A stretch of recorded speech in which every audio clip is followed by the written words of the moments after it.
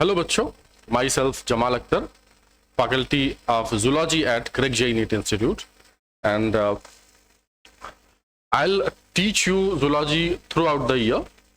I'll complete class 11th as well as class 12th. Okay. We are going to start with human physiology, and the first chapter of human physiology is digestion and absorption. The weightage of this chapter in NEET is 2 questions. It means total 8 marks. So you can understand कि ये कितना important हो सकता है. Okay? So let's start the chapter. Chapter शुरू करने से पहले हम कुछ बेसिक चीजों के बारे में जानेंगे. आप चैप्टर का नाम देखते ही समझ गए होंगे, डाइजेशन एंड एब्जॉर्प्शन. डाइजेशन बचपन में भी पढ़ा होगा आपने कि किसी बड़े टुकड़े को छोटे टुकड़ों में कन्वर्ट कर देना, इसी को डाइजेशन कह देते थे. लेकिन उससे पहले हमको यह जानना पड़ेगा कि वो बड़े टुकड़े होते क्या हैं, कहां से मिलते हैं. ऑब्वियसली जो हम खाना खाते हैं उसी से मिलते हैं, लेकिन उनको और क्या क्या वर्ड से हम बुला सकते हैं. तो सबसे पहला वर्ड आता है न्यूट्रिशन. न्यूट्रिशन को हिंदी में हम पोषण बोल देते हैं. पूरी डिफिनेशन आपके सामने लिखी हुई है. The sum total of all the processes by which the living organism obtain those substances which are necessary for their growth and maintenance and for meeting their energy needs is called nutrition. हमारे body के growth के लिए, body को maintain रखने के लिए, एक shape देने के लिए, और साथ साथ एनर्जी जो कि अति आवश्यक है सारे काम काज करने के लिए, या बॉडी के मेटाबॉलिज्म को कंटिन्यू कराने के लिए, या फिर सिंपल भाषा में बोलो तो हमको जिंदा रखने के लिए, जीवित रखने के लिए ये सब चीजें जरूरी हैं. तो न्यूट्रिशन के अंदर ही ये सब कुछ आ जाता है. बाकी वो क्या चीजें होती हैं जो न्यूट्रिशन के थ्रू हमको ग्रोथ में, मेंटेनेंस में, या फिर एनर्जी सप्लीमेंट में हमारी हेल्प कर रही हैं, तो वो होती है न्यूट्रिएंट. न्यूट्रिएंट क्या कहलाती है? The chemical substances present in the food are called nutrients. वो सारे के सारे केमिकल्स जो हमारे भोजन के अंदर देखने को मिलते हैं उन्हीं को हम न्यूट्रिएंट्स कह देते हैं. ठीक, आप सुबह से शाम तक भोजन कुछ ना कुछ लेते हो. सुबह में नाश्ता करते हो, दोपहर में लंच, फिर शाम में डिनर करते हो. तो हम चेक ये करते हैं कि हमने जो जो खाना खाया है उस खाने के अंदर क्या क्या कंपोजिशन है. जैसे आपने सुना होगा कि कार्बोहाइड्रेट पाई जा रही है, फैट पाई जा रही है, प्रोटीन पाई जा रही है ना. इसके अलावा और भी छोटी मोटी चीजें पाई जा रही हैं. इन्हीं सभी चीजों को, जो केमिकल्स हमारे फूड के अंदर पाई जाती हैं, हम न्यूट्रिएंट्स बोल देते हैं. इसको हम आगे की तरफ लेके चलते हैं. न्यूट्रिएंट्स को हम 2 पार्ट में डिवाइड करते हैं. पहला पार्ट होता है ऑर्गेनिक न्यूट्रिएंट और दूसरा पार्ट होता है इनऑर्गेनिक न्यूट्रिएंट. ऑर्गेनिक न्यूट्रिएंट नाम से लग रहा होगा कि ऑर्गेनिक केमिस्ट्री के अंदर सर हम कार्बन, हाइड्रोजन और ऑक्सीजन से बनने वाली चीजों को वो पढ़ते थे. तो यहां पे भी जिन चीजों के अंदर ये एलिमेंट्स ज्यादा देखने को मिलेंगे वो ऑर्गेनिक न्यूट्रिएंट्स कहलाएंगी. जैसे कि कार्बोहाइड्रेट, प्रोटीन और लिपिड्स. साथ साथ हम विटामिन्स को भी जोड़ देते हैं. इनऑर्गेनिक न्यूट्रिएंट्स के अंदर हम मिनरल्स एंड वाटर की बात कर लेते हैं. सबसे पहले हम इनको क्लासिफाई करके पढ़ते हैं. थोड़ी सी डिटेलिंग कर लेते हैं एनसीईआरटी के हिसाब से. एनसीईआरटी कहती है कि कार्बोहाइड्रेट, लिपिड और प्रोटीन ये मेजर कंपोनेंट ऑफ फूड कहलाती है. मेजर कंपोनेंट ऑफ फूड कहलाती है। क्यों कहलाई? हमने अभी थोड़ी देर पहले आपसे बोला कि सुबह से शाम तक का जो खाना होता है उसके अंदर अगर आप नोटिस करोगे तो सबसे ज्यादा मात्रा में कार्बोहाइड्रेट, लिपिड और प्रोटीन, यही 3 चीजें देखने को मिलेंगे।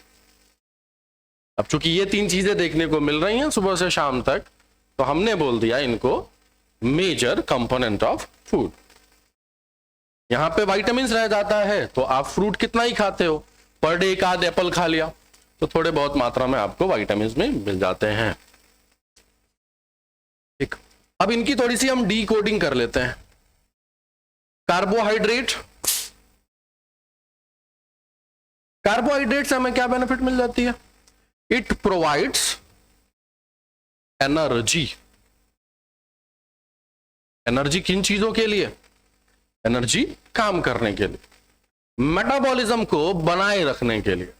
ओके, दूसरे नंबर पे लिपिड और प्रोटीन को एक साथ हम बात कर लेते हैं। यहां पे ये growth, development, repair of tissues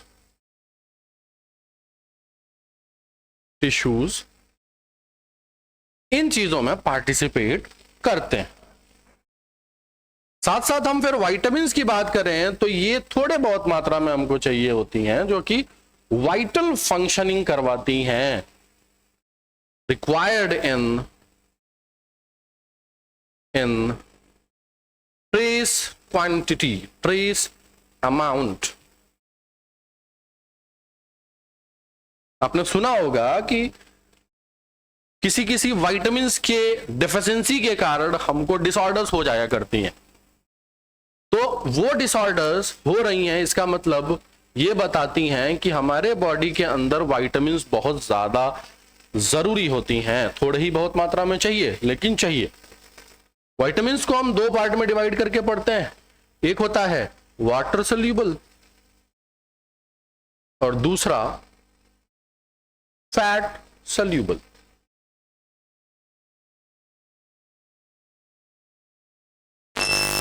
water soluble vitamins के अंदर हम vitamin B complex and vitamin C पढ़ते हैं। विटामिन बी कॉम्प्लेक्स में एक एक्सेप्शन है, वो है vitamin B12। Fat soluble vitamin के अंदर हम पढ़ते हैं vitamin A, vitamin D, vitamin E and vitamin के। फैट में घुलने वाले विटामिन एंड वाटर में घुलने वाले विटामिन। अब हम इनऑर्गेनिक न्यूट्रिएंट्स के बारे में बात कर लेते हैं। हमारे फूड के अंदर जितने भी मिनरल्स देखने को मिलते हैं, जैसे कि calcium ion, potassium, sodium ion, chloride ion, phosphorus etcetera, इन चीजों को हम मिनरल्स बोल दिया करते हैं। सर काम क्या होता है इन मिनरल्स का? तो काम बेटा ये होता है कि ये हमारे बॉडी फ्लूइड के या फिर हमारे सेलुलर फ्लूइड के ऑस्मोटिक बैलेंस को मेंटेन रखने का काम करते हैं। Maintains osmotic balance. दूसरे नंबर पे हम वाटर के बारे में बात करते हैं। तो water provides ground for metabolism. Ground for metabolism, हमारे सेल्स के अंदर जो केमिकल रिएक्शंस हो रहे होते हैं बेटा, वो केमिकल रिएक्शन साइटोप्लाज्म में प्रेजेंट वाटर के अंदर ही हो रहे होते हैं। और साथ साथ इस वाटर का काम डिहाइड्रेशन को प्रिवेंट कर रहा है, प्रिवेंट्स डिहाइड्रेशन।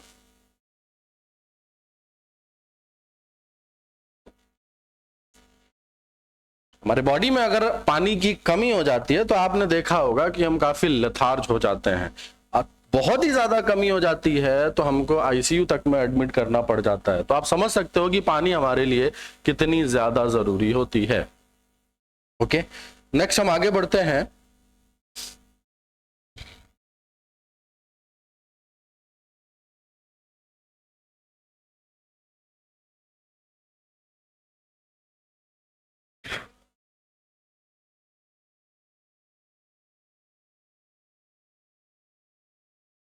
बायो मैक्रोमोलिक्यूल्स क्या होती हैं? तो बायो मैक्रोमोलिक्यूल्स में आपने बायो मैक्रोमोलिक्यूल चैप्टर में पढ़ा होगा कि हम टोटल इन 4 चीजों को पढ़ते हैं: proteins, polysaccharide, lipids and nucleic acid. हमारी बॉडी के अंदर इन चीजों को उसी फॉर्म में डायरेक्टली एब्जॉर्ब नहीं कराया जा सकता। तो डायरेक्टली एब्जॉर्ब नहीं कराया जा सकता तो हमको इन बायो मैक्रोमोलिक्यूल्स को छोटे छोटे टुकड़ों में तोड़ना पड़ता है। हमने ब्रेकडाउन करा दिया। तो आप देख रहे होंगे these bio macromolecules in food can not be utilized by our body in their original form, in their original form. Okay, तो we have to break them down. तो ब्रेक करने के प्रोसेस को हम क्या बोल देते हैं? Digestion. The process of conversion of complex food substances to simple absorbable form is called digestion. आप देख रहे होंगे कि यहां पे एक वर्ड यूज किया गया है, कॉम्प्लेक्स फूड सब्सटेंसेस। इन्हीं कॉम्प्लेक्स फूड सब्सटेंसेस को एक्चुअली में हम बायो मैक्रो मॉलिक्यूल कहते हैं, बायो मैक्रो मॉलिक्यूल्स। फिर आगे बोलते हैं digestion is carried out by digestive system by 2 processes, that is one is mechanical and the second process is biochemical process. What is mechanical process? तो देखो बेटा, हम जब खाना खाते हैं तो अपने ओरल कैविटी में रख के उसको खूब चबाते हैं, च्यूइंग करते हैं, मैस्टिकेशन करते हैं, मिक्सिंग करते हैं, ठीक। दूसरे नंबर पे जब खाना नीचे की तरफ उतर रहा होता है, हमारी ईसोफेगस के अंदर पेरिस्टालसिस हो रही होती है, ये भी मैकेनिकल प्रोसेस में आ जाता है। हमारे स्टमक के अंदर चर्निंग मूवमेंट, तो ये भी मैकेनिकल प्रोसेस के अंदर।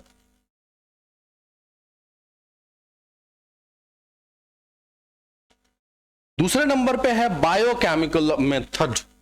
बायोकेमिकल मेथड आप पढ़ोगे आगे चल के एंजाइम्स के बारे में इसी चैप्टर के अंदर। तो एंजाइम्स क्या हैं? एंजाइम्स केमिकल हैं जो हमारे सेल्स द्वारा बनाई गई हैं, that is why we call them biochemical method. Enzymatic action, enzymatic action.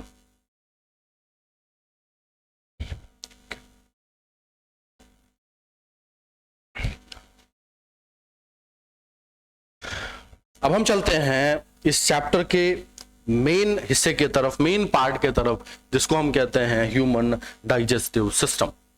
Human digestive system को हम 2 पार्ट में कैटेगराइज करके पढ़ते हैं। One is elementary kanal and the second is digestive system. Elementary कनाल को एक और नाम से बुलाते हैं gastrointestinal tract,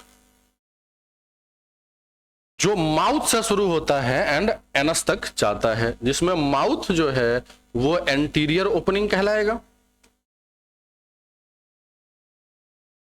and anus will be called as posterior opening, posterior opening. दूसरी तरफ आप देख रहे हो डाइजेस्टिव सिस्टम, इसको भी हम दूसरे नाम से भी जानते हैं, like associated glands. Associated glands के अंदर हम salivary glands, liver, pancreas, gastric glands and intestinal glands के बारे में पढ़ते हैं। इसी की अब हम आगे चल के डिटेलिंग करते हैं। शुरुआत हम करेंगे एलिमेंट्री कनाल से और उसके बाद फिर हम डाइजेस्टिव ग्लैंड्स को एक एक करके डिटेल में पढ़ते चले जाएंगे। सबसे पहले एलिमेंट्री कनाल, जैसे कि मैंने बताया इसी को हम गैस्ट्रोइंटेस्टाइनल ट्रैक्ट भी बोल देते हैं। तो एलिमेंट्री कनाल क्या है? एलिमेंट्री कनाल वो रास्ता है, वो पाथवे है जिसके थ्रू फूड पास होता है, डाइजेस्ट होता है और फीकल मैटर हमारी बॉडी से बाहर चला जाता है। तो हम माउथ से शुरू करते थे, एनस तक जाते थे। तो यहां पे आप देख सकते हो शुरुआत हमने किससे की? माउथ से की, और ये एंट्री करता है ओरल कैविटी में। ओरल कैविटी के बाद फेरिंग्स आ जाता है, ईसोफेगस, स्टमक, स्मॉल इंटेस्टाइन, फिर large intestine and at last anal canal and फिर एनस। आप देख सकते हो डायग्राम के अंदर क्लियरली माउथ यहां से शुरू होता है जो कि एक ओपनिंग है। ऐसा लगता है कि भगवान ने यहां पे एक ट्रांसवर्स कट लगा दिया, हॉरिजॉन्टल कट लगा दिया हो, और उसके बाद एक कैविटी आपको देखने को मिलती है जिस कैविटी के अंदर आपको टंग, टीथ एंड पैलेट ये सब चीजें देखने को मिलती। साथ में आप डायग्राम के अंदर नोटिस कर पा रहे होंगे पैरोटिड, सब मैंडिबुलर और सब लिंगुअल, तो ये हो जाती हैं आपकी सैलिवरी ग्लैंड, सैलिवरी ग्लैंड्स। इसके बाद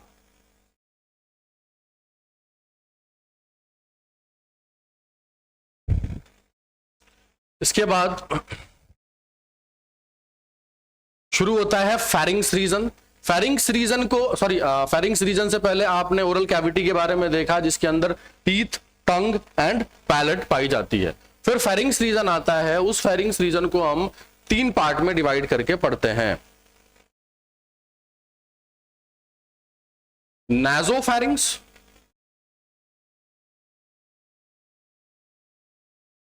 ओरोफेरिंग्स एंड लैरिंगोफेरिंग्स। आगे चल के इसकी डिटेलिंग करेंगे, थोड़ी डिटेल में पढ़ेंगे इसको जब हम फेरिंग्स को पढ़ना शुरू करेंगे। फिर ईसोफेगस शुरू होता है। ईसोफेगस या इस वाले पोर्शन को जो कि हमारे नेक रीजन में पाई जाती है, सर्वाइकल ईसोफेगस। फिर मेन ईसोफेगस देखने को मिल रहा है एंड एट लास्ट आप देख सकते हो एब्डोमिनल ईसोफेगस भी पाई जा रही है। तो हमने 3 पार्ट में इसको भी डिवाइड कर लिया। तो ये भी हम ईसोफेगस के बारे में जब डिस्कस करेंगे तो डिटेलिंग इसकी कर लेंगे। फिर हम स्टमक के बारे में पढ़ते हैं, और स्टमक आप देख सकते हो इसको एनसीईआरटी 4 पार्ट में डिवाइड करके बताती है। सबसे पहले fundus, cardiac, body and at last pyloric. तो सेम यहां पे भी हम इसको भी स्टमक पार्ट में डिटेल में पढ़ेंगे। फिर हम स्मॉल इंटेस्टाइन के बारे में बात करते हैं। यहां पे भी 3 पार्ट में डिवीजन आप देखते हो, डियोडनम, जेजनम एंड इलियम। लार्ज इंटेस्टाइन शुरू होता है, और लार्ज इंटेस्टाइन में हम सबसे पहले सीकम, फिर कोलन एंड रेक्टम के बारे में डिटेलिंग करते हैं। फिर एनल कैनाल आ जाता है एंड एट लास्ट एनस। आप देख सकते हो डायग्राम के अंदर ईसोफेगस के बाद इसकी एंट्री होती है स्टमक के अंदर, और स्टमक से ड्यूडेनम रीजन अराइज हो रहा है जो कि स्मॉल इंटेस्टाइन का हिस्सा है, और उसके बाद बहुत ढेर सारी क्वाइलिंग आपको देखने को मिल रही है, jejunum and at last ileum region आपको देखने को मिल रहा है। फिर एक ब्लाइंड सैक लाइक स्ट्रक्चर है जिसको आप सीकम बोल देते हो, और वहीं से अपेंडिक्स अराइज हो रही है। सीकम के बाद कोलन शुरू होता है जो ऊपर की तरफ जा रहा है, असेंडिंग कोलन, सीधा है ट्रांसवर्स कोलन, नीचे की तरफ आता है descending colon, sigmoid colon and at last rectum region आप देख रहे हो लार्ज इंटेस्टाइन का, एनल कनाल छोटा सा पोर्शन, और एट लास्ट जो ओपनिंग है उसको हम एनस बोल देते हैं। कंटिन्यू करते हैं। शुरुआत हम करेंगे माउथ से, और माउथ में आप देख सकते हो horizontal transverse slit like aperture, slit like aperture, okay, horizontal transverse slit like aperture. एक ओपनिंग है जो एंटीरियर पोर्शन ऑफ बॉडी में देखने को मिल रही है, एंटीरियर पार्ट ओपनिंग। यहां से हम फूड की एंट्री करवाते हैं। It is surrounded by upper and lower lip, upper lip and lower lip, इन्हीं से हमारा माउथ सराउंडेड रहता है। इसमें कुछ खास डिटेलिंग नहीं कर रहे हैं, सीधे हम आगे बढ़ते हैं ओरल कैविटी के तरफ। ओरल कैविटी को हम बकल कैविटी भी बोल देते हैं। दो पार्ट में इसको पढ़ा जाता है, एक होता है बकल वेस्टिब्यूल और दूसरा होता है मेन ओरल कैविटी, या फिर इसी को आप बकल कैविटी कह देते हो। बकल वेस्टिब्यूल का मतलब टीथ, चिक और लिप के बीच का जो रीजन है, जो ओपनिंग है या फिर जो स्लिट है, इसको कह देते हो सराउंडेड बाय। पहले तो आउटसाइड की बात कर लो आप और फिर इनसाइड की बात कर लो। तो आउटसाइड आप देखोगे चिक देखने को मिल रही है, चिक एंड लिप्स, और इनसाइड की बात करोगे तो गम्स एंड टीथ देखने को मिलेगा। इन्हीं दोनों के बीच का जो स्पेस आप देख रहे हो, इसी स्पेस को हम बकल वेस्टिब्यूल बोल देते हैं। इस डायग्राम के अंदर ये पोर्शन आप देख पा रहे होगे, ये पोर्शन देख पा रहे होगे जो थोड़ा सा दिख रहा है यहां पे, यही है आपका ओरल वेस्टिब्यूल या फिर buccal vestibule. Main oral cavity पे हम आते हैं, जिसको हम बकल कैविटी कह दे रहे थे। एक्चुअल में ओरल कैविटी या बकल कैविटी इसी पोर्शन को बोल रहे हैं। It is inner portion of the oral cavity, yes, आप माउथ ओपन करके देख सकते हो, inner portion of the oral cavity.